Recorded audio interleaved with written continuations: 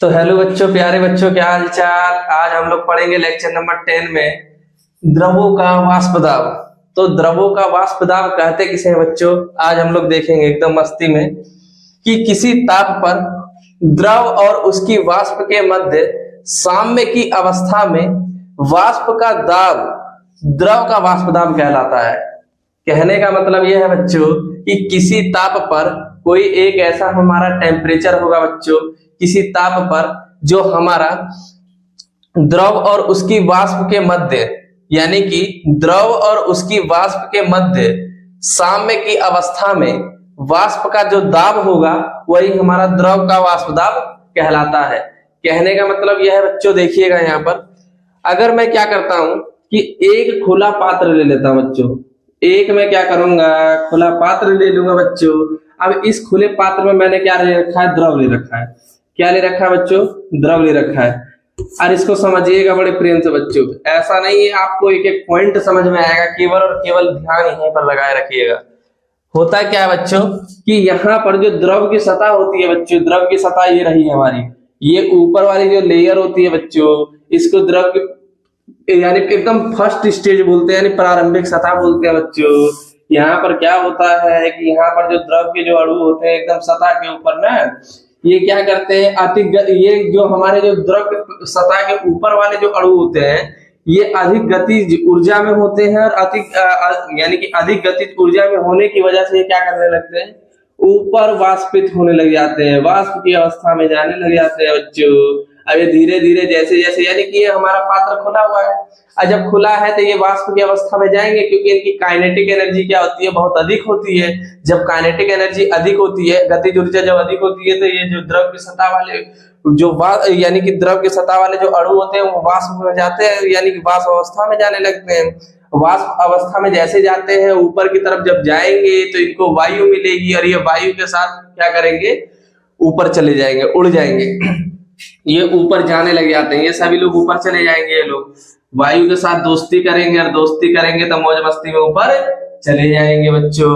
अब क्या होता है, अब मैं क्या करूंगा बच्चों इसको, अब यहाँ पर मैं क्या करता हूँ आपको यहाँ पर दिखाते हैं कि यहाँ पर मैंने क्या कर दिया, एक ढक्कन ला करके लगा दिया बच्चों। क्या कर दिया, यहाँ पर एक ढक्कन से मैंने इसको ढक दिया पात्र को। अगर मैं यहाँ पर टेम्परेचर को स्थिर कर देता हूँ बच्चों, तो यहाँ पर क्या होता है कि ये जो वाष्प के अणु है ना, ये जो वाष्प अवस्था में जो द्रव के सतह से जो अणु जा रहे हैं ऊपर, जो मालिक्यूल जा रहे हैं, अब ये क्या होते हैं कि कुछ क्षण बाद क्या होते हैं, ऊपर से टकरा करके उसी से घूम फिर करके फिर द्रव अवस्था में कुछ मालिक्यूल जो होते हैं वो द्रव अवस्था में आने लग जाते हैं, पुनः द्रव अवस्था में पुनः आने लग जाते हैं। तो होता क्या है कि जो द्रव और वाष्प की ये एक विरोधी प्रक्रिया स्टार्ट हो जाती है। द्रव और वाष्प के अवस्था के बीच में एक विरोधी प्रक्रिया स्टार्ट हो जाती है इन दोनों की। अब यहाँ पर क्या होता है बच्चों कि जब द्रव और वाष्प की, क्योंकि ये ऊपर जा रहे हैं, जब ऊपर जाएंगे तो भाई नीचे, अब नीचे के और अणु ऊपर जाते रहेंगे, आ जाते रहेंगे, तो ऊपर वाले तो नीचे आएंगे, और जब ऊपर आएंगे क्योंकि पात्र हमारा ढका हुआ है, फिर जब ऊपर से नीचे आएंगे तो द्रव की सतह से टकराएंगे, द्रव की सतह से टकराने के बाद बच्चों फिर वो द्रव में मिलने जाएंगे। तो अब क्या होता है यहाँ पर बच्चों कि इस प्रक्रिया में क्या होता है कि हमारा जो द्रव और वाष्प की जो एक विरोधी प्रक्रिया स्टार्ट हो जाती है, इसमें क्या होता है कि द्रव से जैसे ही कोई अगर मालिक्यूल्स वाष्प में जा रहा है तो वाष्पन की प्रक्रिया जो होती है बहुत तेजी से होती है। वाष्पन की जो गति यानी कि गति होती है बहुत तेजी से होती है, किसकी तुलना में, द्रवण की तुलना में। यानी कि वाष्पन की गति बहुत ज्यादा तेजी से होती है। क्यों? क्योंकि इसके अंदर जो हमारे अणु होते हैं उनकी सांद्रता क्या होती है बच्चों, कम होती है। अब क्या होता है कि कुछ क्षण बाद क्या होता है कि इसकी जो गति होती है धीरे धीरे कम हो जाती है, और जब इसकी गति बच्चों धीरे धीरे कम हो जाती है तो द्रवण की गति धीरे धीरे क्या हो जाती है बच्चों, बढ़ जाती है। और एक समय ऐसा आता है बच्चों, वाष्पन और द्रवण के दोनों के बीच की एक ऐसी अवस्था आ जाती है जिसको हम कहते हैं द्रव और वाष्प के मध्य की साम्य की अवस्था कहते हैं बच्चों। ये हमारा जो हमारा सिंबल होता है, ये एरो का जो सिंबल होता है बच्चों, इसको साम्य की अवस्था का सिंबल भी बोलते हैं, और दूसरी भाषा में उत्क्रमणीय विक्रिया का इसको सिंबल भी बोलते हैं। तो मेरे को जहां तक उम्मीद है बच्चों आपको इतना समझ में आ गया होगा, इसको नोट कर लीजिए।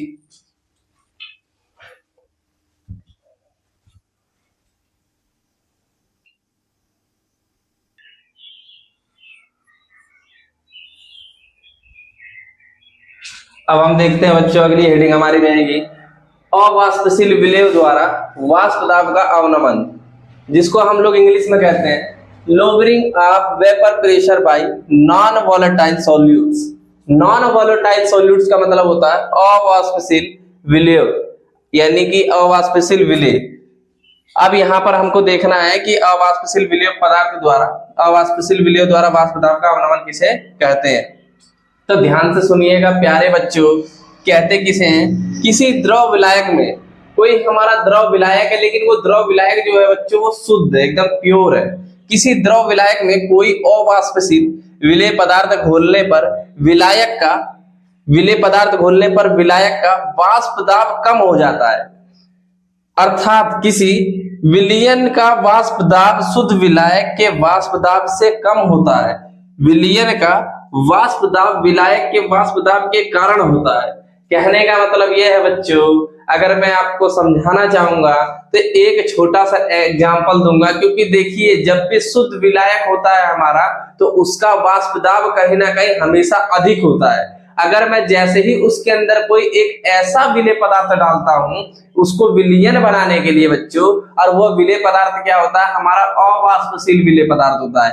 अवाष्पशील विलेय पदार्थ का मतलब से कहीं ना कहीं आपको कुछ ना कुछ समझ में आ ही रहा होगा कि वो कुछ ना कुछ उसके अंदर रुकावट पैदा करेगा। किसके अंदर करेगा, उसके वाष्पन की क्रिया के अंदर करेगा। बच्चों होता क्या है कि जैसे ही मैं अवाष्पशील विलेय पदार्थ को डालता हूं शुद्ध विलायक के अंदर, तो उसका जो वाष्प दाब होता है वो पहले की अपेक्षा क्या हो जाता है, कम हो जाता है। जैसा कि मैं आपको फिगर के द्वारा समझाना चाहता हूं, देखिए ये हमारा बच्चों शुद्ध विलायक है, और इस शुद्ध विलायक का जो वाष्पन की क्रिया है देखिए कितनी तेजी से हो रही है, और यहाँ पर वाष्प के जो अणु है कितने ज्यादा मात्रा में है।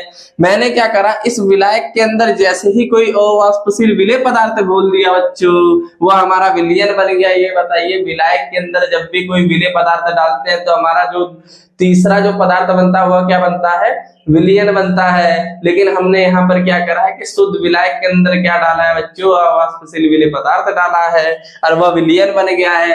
अब विलयन जैसे ही बना बच्चों, विलयन जैसे ही बना और यहाँ पर उसके विलयन बनने के बाद उसके वाष्प दाब में क्या आ गई बच्चों, कमी आ गई। देखिए यहाँ पर जो वाष्प के अणु हैं वो देखिए कितनी कम मात्रा में है, और यहाँ पर देखिए शुद्ध विलायक के अंदर बच्चों कितनी अधिक मात्रा में है। अगर मैं एक एग्जांपल देता हूं बच्चों कि मान लीजिए कि कोई व्यक्ति जो है पहले खाना बहुत तेजी से खा रहा था और बाद में खाना बहुत धीरे से खा रहा था। इसका मतलब ये है कहीं ना कहीं उसके खाना खाने की जो गति थी वो स्लो हो गई बाद में। और कारण क्या था, लेकिन उसका फेवरेट खाना बना हुआ था।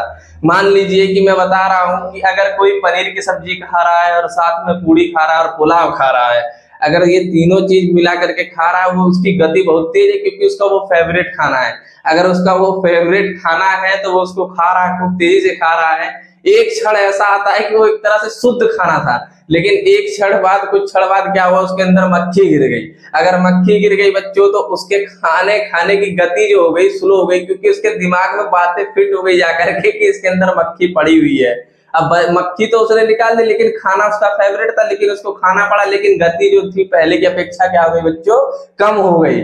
उसी को कहते हैं कि जैसे ही कोई अवाष्पशील विलेय पदार्थ डालते हैं तो वाष्प दाब में क्या आ जाती है, कमी आ जाती है। उसी तरह मैंने खाने में मक्खी डाली तो उसके खाने की जो गति थी वो क्या हो गई, स्लो हो गई, क्योंकि मक्खी जो है वो एक तरह से अवाष्पशील विलेय पदार्थ का कार्य कर गई वहां पर।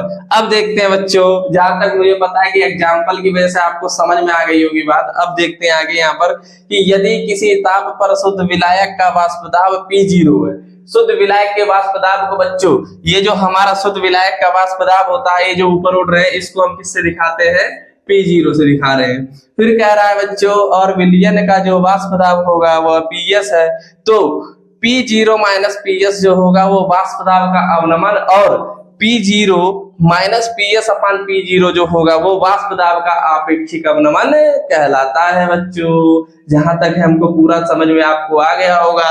और एक बात और है बच्चों, जितनी चीजें मैं इस पर नोट कराता हूं उसको उतार लिया करिए, क्योंकि एकदम प्योर कंटेंट आपको दे रहे हैं, एकदम लिखा लिखा है कंटेंट दे रहे हैं। एक एक जो हेडिंग के बाद जो एक एक चीजें हम लिखवाते हैं उसको स्टेप बाय स्टेप वीडियो को पुश करके उतार लिया करिए बच्चों।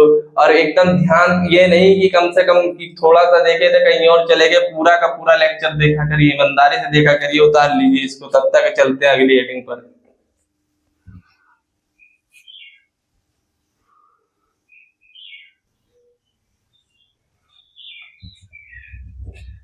तो अब हमारी अगली हेडिंग है राउल्ट का नियम।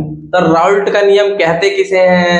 राउल्ट का नियम, राउल्ट के नियम के अनुसार अभी हमने याद कर लीजिएगा स्टूडेंट्स, अभी इससे पहले हमने देखा था विलायक का वाष्प दाब किसे कहते हैं और विलेय का वाष्प दाब किसे, विलयन का वाष्प दाब किसे कहते हैं।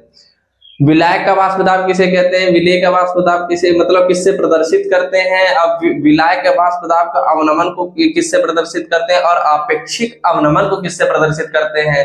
यानी कि शुद्ध विलायक का जो वाष्प दाब का अवनमन होता है P0 माइनस PS होता है, और यानी आपेक्षिक अवनमन जो होता है P0 minus PS upon P0 होता है। तो हम चलते हैं राउल्ट का नियम पढ़ते हैं। राउल्ट का नियम यानी कि राउल्ट के नियम के अनुसार वाष्प दाब का अपेक्षिक अवनमन, मैंने बोला था पिछली बार, वाष्प दाब का अपेक्षिक अवनमन कहने का मतलब ये है P0 minus PS upon P0। वाष्प दाब का अपेक्षिक अवनमन विलयन में विलेय के मोल प्रभाज के क्या होता है बच्चों? बराबर होता है। अब ये हमारे राउल्ट का नियम हो गया, इसकी मेन डेफिनेशन हो गई, इसको अच्छे से नोट कर लीजिएगा क्योंकि आपका बोर्ड एग्जाम में पूछता है, एकदम सुपर हिट हीरो है ये बोर्ड एग्जाम का। आगे चलते हैं, कह रहा है कि यदि समान ताप पर शुद्ध विलायक और विलयन के वाष्प दाब क्रमशः P0 और PS है। समान ताप की बात कर रहा है, समान ताप पर विलायक का वाष्प दाब यदि P0 शुद्ध विलायक और विलयन के वाष्प दाब क्रमशः, यानी कि विलायक का वाष्प दाब पहले है तो विलायक का वाष्प दाब को P0 से दर्शाते हैं और विलयन के वाष्प दाब को PS से दर्शाते हैं। और विलयन में विलेय और विलायक के मोलों की संख्या क्रमशः स्मॉल n और कैपिटल N है। हो तो कहने का मतलब ये है कि विलेय के जो मोलों की संख्या होती है स्टूडेंट्स, इसको याद रखिएगा, जो विलेय के मोलों की संख्या होती है उसको स्मॉल n से दर्शाते हैं, जो विलायक के मोलों की संख्या होती है उसको कैपिटल N से दर्शाते हैं। और मोलों की संख्या बराबर दोनों के लिए एक ही फार्मूला होता है, मोलों की संख्या बराबर होता है विलेय का भार बटा में विलेय का अणु भार और विलायक का भार बटा में विलायक का अणु भार। अगर दोनों के लिए अलग अलग निकालते हैं तब देन। अब चलते हैं, कह रहा है कि राउल्ट के नियम के अनुसार ये फार्मूला बनेगा, क्योंकि हमने कहा कि जो आपेक्षिक अवनमन होता है वो वाष्प दाब का जो आपेक्षिक अवनमन होता है वो हमारे किसके बराबर होता है? मोल प्रभाज के बराबर होता है। हमने यहाँ पर पढ़ा था कि विलयन के मोल प्रभाज, विलयन में विलेय के मोल प्रभाज के बराबर होता है। तो ये वाष्प दाब का अपेक्षिक अवनमन है और उस विलयन में जो विलेय का मोल प्रभाज होगा वो इसके क्या हो जाएगा? बराबर हो जाएगा। तो P0 minus PS upon P0 equal to small n upon small n plus capital N हो जाएगा। अगर विलेय का मोल प्रभाज निकालते हैं तो मैंने आपको बताया था विलेय का मोल प्रभाज निकालेंगे तो पहले ऊपर क्या होता है कि विलेय के मोलों की संख्या होती है, फिर बटा में क्या होता है? विलेय के मोलों की संख्या प्लस विलायक के मोलों की संख्या। आपको पता होगा विलेय के मैं मोल प्रभाज निकलवा चुका हूँ, फार्मूला ही बता चुका हूँ। अगर जिसने नहीं देखा है तो सबसे पहले उस लेक्चर को देखिए, फिर उसके बाद इस लेक्चर पर आइए, इस पूरे को नोट कर लीजिएगा। अब चलते हैं हम आगे, यानी कि अणुसंख्य गुण में बताया था और वही अणुसंख्य गुण अब यहाँ पर फाइंड आउट यानी कि निकल चुका है, बता चुके हैं। अब यहाँ पर क्या हो गया कि पूरी कहानी जब इसकी कंप्लीट हो गई तो इससे हमको साफ साफ यह पता चलता है ये विलयनों का एक अणुसंख्या क्या है? गुण है। हमको पता था हम 4 प्रकार के पढ़ने वाले थे, जिसमें से दूसरा प्रकार का ये हमारा चल रहा है। पहला था परासरण एवं परासरण दाब और दूसरा क्या है हमारा? विलयनों का वाष्प दाब का अवनमन। फिर उसके बाद आएंगे हम अणुसंख्य गुण निकालने के लिए स्टूडेंट्स, जो हमारा होगा यानी क्वथनांक का उन्नयन होगा, फिर चौथा होगा हमारा हिमांक का अवनमन। अब आगे देखिएगा, यहाँ पर कह रहा है कि समीकरण 1 से स्पष्ट है कि वाष्प दाब अवनमन विलयनों का एक अणुसंख्य गुण है। यहाँ पर बात को क्लियर कर दिया है कि ये विलयनों का अणुसंख्य क्या है? एक गुण है। अब देखिएगा दूसरे तरीके से अगर मैं बात करता हूँ राउल्ट के नियम को दूसरे तरीके से हम कैसे परिभाषित कर सकते हैं, तो दूसरा तरीका हमारा ये है कि विलयन का वाष्प दाब विलेय में विलायक के मोल प्रभाज के क्या होता है बच्चों? अनुक्रमानुपाती होता है, यानी कि समानुपाती होता है। P S equal to P zero into capital N upon small N plus capital N, ये हमारा इसका फार्मूला हो जाता है। इसको नोट कर लीजिएगा बच्चों। चलते हैं अगली हेडिंग पर।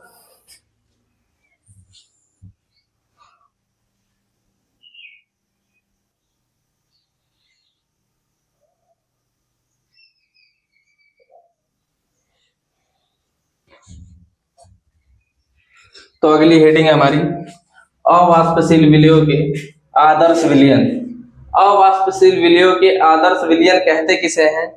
तो स्टूडेंट जो विलयन राउल्ट के नियम का पूर्णतया पालन करते हैं उसे हम आदर्श विलयन कहते हैं। आदर्श विलयन को इंग्लिश में हम आइडियल सॉल्यूशन कहते हैं। यानी कहने का मतलब ये है कि राउल्ट का जो नियम होता है बच्चों, अगर जो विलयन उस नियम का पालन करता है तो उस विलयन यानी उस नियम को जो पालन करता है जो विलयन, तो उसी को हम क्या कहते हैं? आदर्श विलयन कहते हैं। यहाँ पर देखते हैं कि जो विलयन ताप पर और सांद्रता की सभी परिस्थितियों में, यानी टेम्परेचर हो या कंसंट्रेशन यानी सांद्रता हो, सांद्रता और ताप की सभी परिस्थितियों में जो विलयन राउल्ट के नियम का पूर्णतः पालन करता है उसे हम क्या कहते हैं? आदर्श विलयन कहते हैं या आदर्श विलयन को कहलाते हैं। वास्तव में ऐसे बहुत कम विलयन है, ऐसे बहुत कम विलयन मतलब सभी लोग सभी के सभी आदर्श विलयन का पालन नहीं करते हैं। वास्तव में ऐसे बहुत कम विलयन है जो आदर्श विलयन के सदृश मतलब आदर्श विलयन की तरह क्या व्यवहार करते हैं, आदर्श विलयन की तरह व्यवहार करते हैं। अधिकांश विलयन राउल्ट के नियम से विचलन प्रदर्शित करते हैं। विचलन अभी मैं बताता हूं। विचलन होता है दो प्रकार का, एक धनात्मक होता है, एक ऋणात्मक विचलन होता है, जिसको मैं आगे भी चर्चा करूंगा। दो यानी कि कहने का मतलब यह है कि अधिकांश विलयन जो होते हैं वो राउल्ट के नियम से विचलन प्रदर्शित करते हैं। यानी कि जो राउल्ट का नियम खुद का जो राउल्ट का नियम होता है या तो वो उससे अधिक होंगे या तो वो विलयन उससे कम मतलब अपना व्यवहार दिखाएंगे। तो यहाँ पर क्या होता है कि राउल्ट के नियम से विचलन प्रदर्शित करते हैं। तनु विलयन जो होते हैं वो राउल्ट के नियम से बहुत कम लागत है। जैसा कि हमने पिछले लास्ट हेडिंग जो हमने पढ़ी थी कि आदर्श विलयन किसे कहते हैं, तो आदर्श विलयन किसे कहते हैं? एक ऐसा विलयन जो समान ताप और सांद्रता की सभी परिस्थितियों में राउल्ट के नियम का पूर्ण रूप से क्या करता है? पालन करता है। जो यानी कि टेम्परेचर और कंसंट्रेशन यानी ताप और सांद्रता की सभी परिस्थितियों में राउल्ट के नियम का पूर्ण रूप से पालन करता है, तो उसे हम क्या कहते हैं? आदर्श विलयन कहते हैं। और आदर्श विलयन जो होते हैं ऐसे बहुत कम विलयन होते हैं जो आदर्श विलयन की तरह व्यवहार प्रदर्शित करते हैं, क्योंकि बहुत से विलयन जो होते हैं वो क्या करते हैं कि राउल्ट के नियम से विचलन प्रदर्शित करते हैं। लेकिन जो तनु विलयन होता है वो राउल्ट के नियम से बहुत कम विचलन प्रदर्शित करता है। इसीलिए यह नियम जो होता है, राउल्ट का नियम जो होता है, वो केवल और केवल तनु विलयनों के ऊपर लागू किया जाता है, यानी कि डाइल्यूट सॉल्यूशन के ऊपर लागू किया जाता है। तो हम आज के इस लेक्चर में पढ़ेंगे, जो कि यूपी बोर्ड का सबसे बार बार पूछे जाने वाला क्वेश्चन यही होता है कि राउल्ट के नियम की सीमाएं होती क्या है, लिमिटेशन ऑफ राउल्ट्स लॉ। आज हम पढ़ेंगे लिमिटेशन ऑफ राउल्ट्स लॉ यानी राउल्ट के नियम की सीमाएं। ये आपका पूछता है बच्चों, तो ये आपका पूछता है बोर्ड के एग्जाम में कम से कम 1 से 2 नंबर में आपका ये सीमाएं पूछता है। 1-2 पॉइंट लिखने के लिए वहां पर कहता है। तो हम देखते हैं राउल्ट के नियम की सीमाएं। राउल्ट के नियम की सीमाएं, राउल्ट का नियम केवल अवाष्पशील वैद्युत अनअपघट्य के तनु विलयनों पर लागू होता है। राउल्ट का नियम जो होता है स्टूडेंट्स, केवल अवाष्पशील वैद्युत अनअपघट्य मतलब जो हमारा विलेय पदार्थ होता है वो अवाष्पशील होना चाहिए, तनु विलयनों पर लागू होता है। सांद्र विलयन राउल्ट के नियम से विचलन प्रदर्शित करते हैं। जैसा कि अभी मैंने बताया वीडियो स्टार्टिंग के दौरान ही आप लोगों को बताया कि केवल राउल्ट का नियम जो होता है वो तनु विलयनों के ऊपर लागू होता है, क्योंकि सांद्र विलयन के ऊपर क्या होता है कि राउल्ट का नियम जो होता है, राउल्ट के नियम से जो सांद्र विलयन होता है वो विचलन प्रदर्शित करते हैं। दूसरा है हमारा राउल्ट का नियम केवल अवाष्पशील पदार्थों के विलयनों पर लागू होता है। राउल्ट का नियम केवल उन अवाष्पशील पदार्थों के विलयनों पर लागू होता है जो विलायक से अभिक्रिया नहीं करते। जो विलायक से अभिक्रिया नहीं करेंगे उन अवाष्पशील पदार्थों के ऊपर ये लागू होता है। आगे चलते हैं। हमारी नेक्स्ट हेडिंग है राउल्ट के नियम द्वारा अवाष्पशील पदार्थों का अणु भार की गणना, अणु भारों की गणना। यहां पर अणु भारों की गणना, तो अणु भारों की गणना हमको करनी है। यहाँ पर राउल्ट के नियम की सहायता से वाष्प दाब के अवनमन के मापन द्वारा अवाष्पशील वैद्युत अनवघट्य पदार्थों के अणु भारों की गणना की जा सकती है राउल्ट के नियम के अनुसार। जैसा कि मैंने पिछले लेक्चर में पढ़ा था कि राउल्ट का नियम जो होता है वो वाष्प दाब के आपेक्षिक अवनमन के मोल प्रभाज के क्या होता है, बराबर होता है। राउल्ट के नियम के अनुसार P0 minus PS upon P0 equal to small n upon small n plus capital N। इसको नोट कर लीजिएगा। चलते हैं आगे।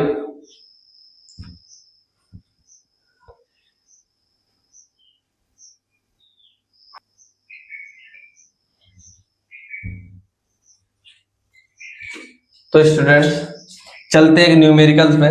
राउल्ट के नियम के न्यूमेरिकल है 18 ग्राम ग्लूकोज को 100 ग्राम जल में विलीन करने पर 20 डिग्री सेल्सियस पर जल का वाष्प दाब 17.53 mm से घटकर 17.22 mm हो जाता है। तो ग्लूकोज का अणुभार ज्ञात कीजिए। कह रहा है कि ग्लूकोज का अणुभार ज्ञात करना है हमको, यानी कि ग्लूकोज का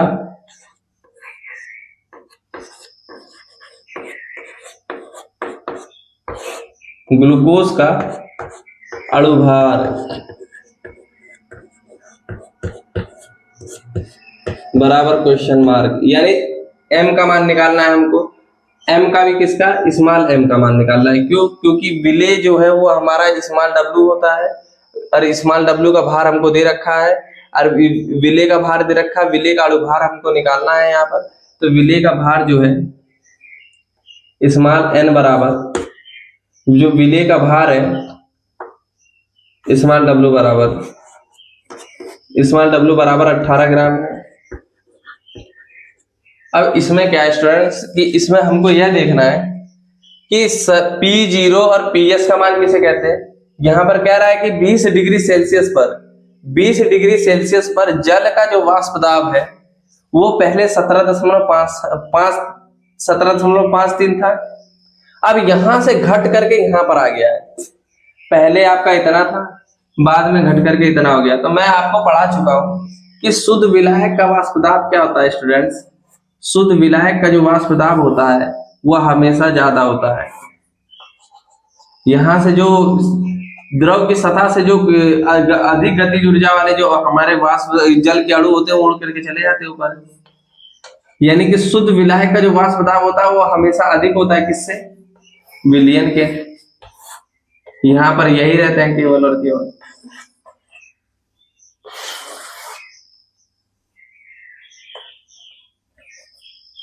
दो ही तीन है मान लीजिए। ये हमारा अवाष्पशील विलेय पदार्थ इसमें हमने डाल दिया है। जैसे ही इस शुद्ध विलायक के अंदर अगर कोई अवाष्पशील विलेय पदार्थ डाला था, इसके वाष्प दाब में क्या आ गई स्टूडेंट्स, कमी आ गई। तो हमको ये देखना है कि जो हमारा जो विलायक था शुद्ध विलायक, उसको हम दर्शाते किससे थे, P0 से, और जो हमारा विलयन का वाष्प दाब था उसको PS से दर्शाते थे। तो यहाँ पर जिसका वाष्प दाब अधिक है वो P0 है हमारा, जिसका वाष्प दाब में कमी आई वो हमारा PS हो गया। तो हम क्या करेंगे, यहाँ पर लिखेंगे P0 equal to 17.53, PS equal to 17.22। अब हमको निकालना क्या है, अणुभार हमको निकालना है। बाकी हमको दे दिया, फार्मूले से चलते हैं। हमको पता है फार्मूला होता है P0 PS upon P0 equal to small n upon small n plus capital N। ये हमारा फार्मूला होता है स्टूडेंट्स।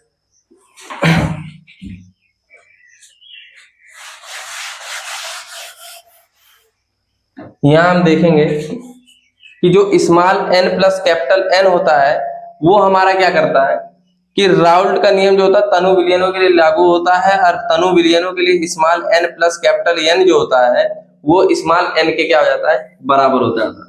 यहाँ पर small n plus capital N जो होता है, अगर हमारा विलयन तनु बना हुआ है तो ये small n plus capital N जो होगा वो स्मॉल n के क्या हो जाएगा, कैपिटल N के क्या हो जाएगा, बराबर हो जाएगा।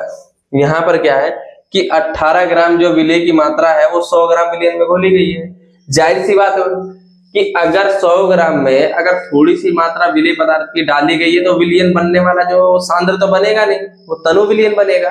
तो जो तनु विलयन बनेगा तो वो small n plus capital N बराबर हमारा कैपिटल N हो जाएगा। यानी कि इसकी जगह पर हम लिखेंगे P0 upon PS upon P0 minus PS upon P0 equal to small n upon capital N। यहाँ पर इस फार्मूले पर सवाल लगाएंगे, इसी फार्मूले को उठा करके यहाँ पर रखेंगे। तो इस फार्मूले पर जैसे ही सवाल लगाएंगे हमारा ये हो जाएगा P0 की वैल्यू हमारी दे रखी है 17.53, यहाँ पर दे रखा PS की वैल्यू 17.22। आपका स्मॉल W का मान पता है, देखिए P0 का मान रखेंगे हम 17.53 माइनस 17.22 बटा में, फिर हमारा नीचे दे रखा P0 तो ये लिखेंगे हम 17.53 इक्वल टू स्मॉल जो हमारा यहाँ पर ऊपर जो स्मॉल n लिखा हुआ है इसको स्मॉल n को लिखेंगे हम विलय का भार बटा में अणु भार। तो ये विलय का भार बटा में विलय का अणु भार, नीचे कैपिटल N जो होगा वो हमारा विलायक का भार होगा, विलायक का भार बटा में विलायक का अणु भार होता है। तो विलायक का भार जो होगा वो कैपिटल W होगा, अणु भार जो होगा वो कैपिटल हमारा क्या होगा, M होगा। लिखेंगे यहाँ पे 17.53 में से 17.22 का अगर मैं घटाऊंगा तो यहाँ पर बचेगा हमारा 0 पॉइंट बचेगा 301, 0 पॉइंट हमारा बचेगा 0.31 अपान 17.53 इक्वल टू विलय का भार बटा में अणु भार।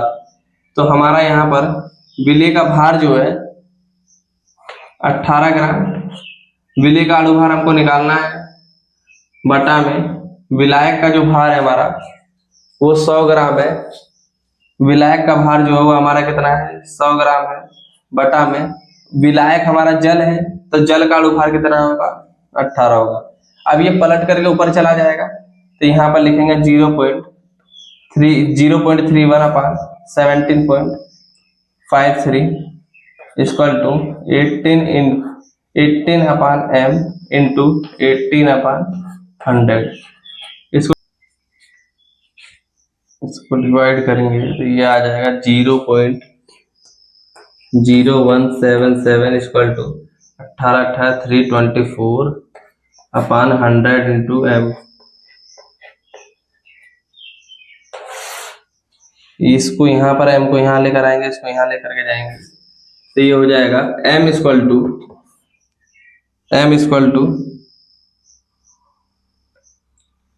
324 upon 100 into 0.0177 M equal to, इसका मल्टीप्लाई यहाँ पे करेंगे तो हो जाएगा हमारा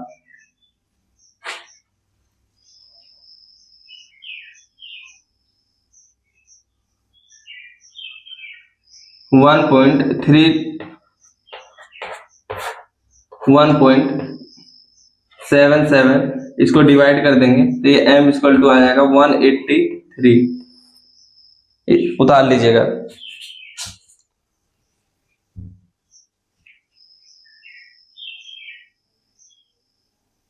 क्वेश्चन नंबर 2 है हमारा। इन क्वेश्चनों को बार बार आप लोग रिवीजन करता रहा करिए क्योंकि ये यूपी बोर्ड के सबसे हीरो क्वेश्चन है, क्योंकि बार बार पूछता है इन क्वेश्चनों को। तो चलते हैं, कह रहा है कि 30 डिग्री सेल्सियस पर यूरिया के भार अनुसार 6% जलीय विलयन का वाष्प दाब 31.13 mm यूरिया का अणुभार, यानी कि 31.13 mm पर यूरिया का अणुभार हमको क्या करना है, निकालना है। और जल का वाष्प दाब हमको दे रखा है, यानी कि विलयन का वाष्प दाब 31.13 mm दे रखा है। जो विलयन बना है, पहले विलायक का वाष्प दाब था, जो विलायक है ये जल का वाष्प दाब पहले 31.70 था। इससे आप पकड़ सकते हो कि ये शुद्ध विलायक का वाष्प दाब है, ये हमारा विलयन का वाष्प दाब है। जो विलयन का वाष्प दाब है यहाँ पर क्लियर कर दिया दोनों चीजों को। ये हमारा जो है वो PS, ये हमारा P0 का मान है, ये हमारा PS का मान है। हम लिखेंगे यहाँ पर राउल्ट के नियम के अनुसार जो हमारा फार्मूला होता है P0 minus PS upon P0 minus PS upon P0 equal to small n upon small n plus capital N। एक चीज और हमको देखना है कि जो बनने वाला हमारा विलयन है, जो बनने वाला हमारा विलयन है वो तनु विलयन बनेगा। क्यों? क्योंकि हमारा विलयन का जो भार है, यानी कि विलय का जो भार है वो 6 ग्राम है। अब वो 100 ग्राम यानी कि 6 ग्राम को अगर घोल करके हम 100 ग्राम का विलयन बना रहे थे, कहीं ना कहीं उसके अंदर जो विलायक की मात्रा होगी वो 94 होगी, जो विलायक का भार होगा वो 94 होगा हमारा।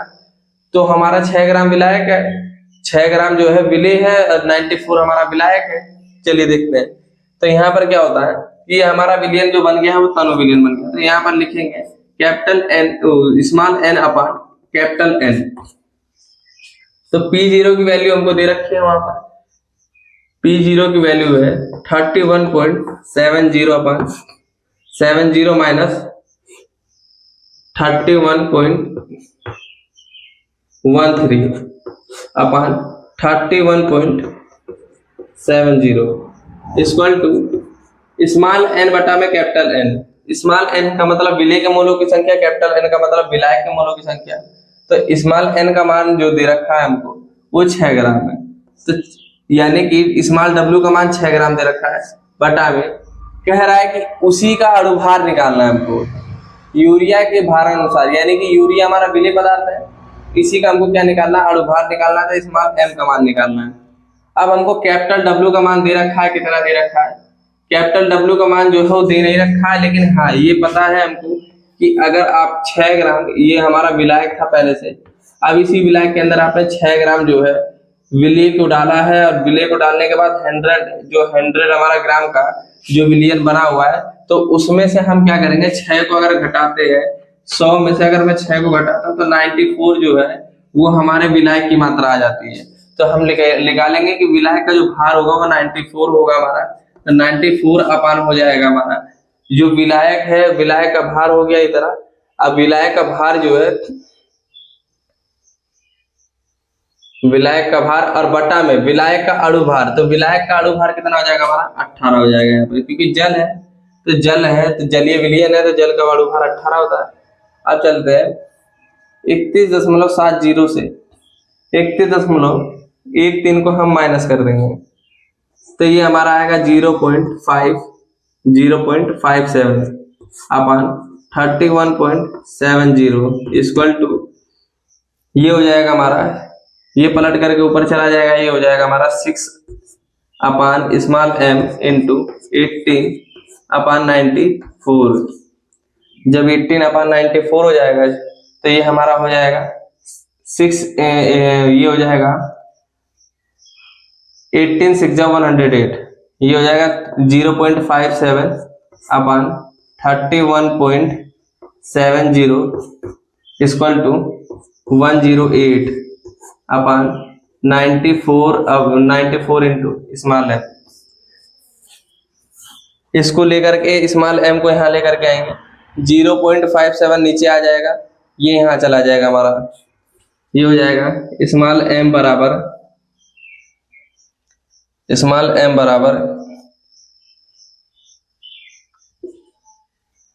108 इंटू 31.70 अपन 94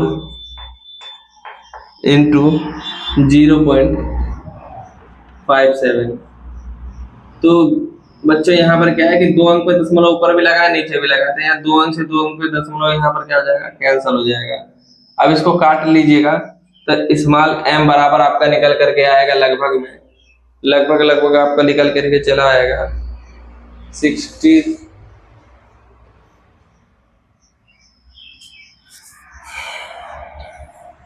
ये हो जाएगा हमारा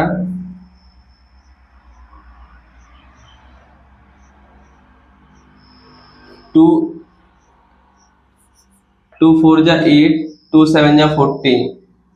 फिर ये हो जाएगा हमारा 54 बार में ये हमारा कटेगा, 54 बार में ये कटेगा हमारा, यहां से काटेंगे, इसका आंसर टोटल आ जाएगा हमारा गुणा करके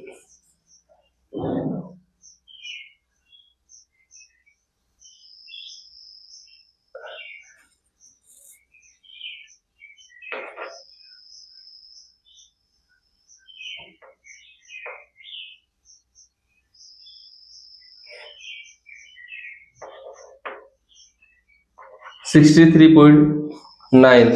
मालिकुलर वेट इतना आएगा, उतार लीजिएगा।